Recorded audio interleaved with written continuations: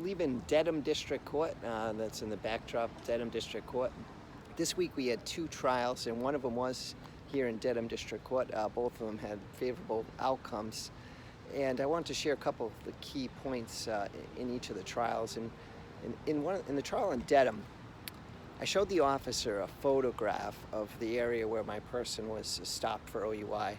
And I always have pictures and photographs of the area of where they're stopped, the roadway. Sometimes I use these, sometimes I don't. One thing I want to avoid is allowing the officer then to show how much maybe the person crossed the marked lanes, or sort of to magnify the driving violation. But in this case, I had the officer pinned down on where the driving infraction occurred and the significance of it. So that wasn't a risk. So I asked him, where'd you do the field sobriety test, thinking it was going to be sort of on the side of the road.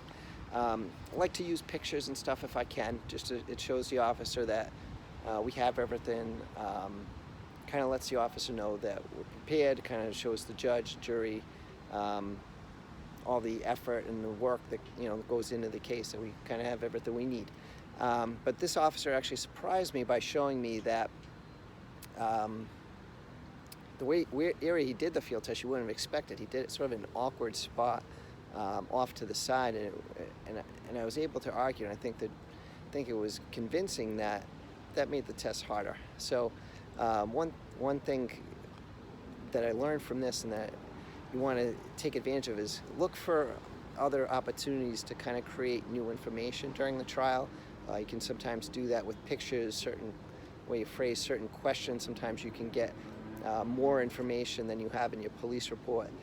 It's one of the advantages of doing a motion hearing, where you can kind of sort of explore and see if you can get the officer to go in a direction you think maybe the evidence would take it.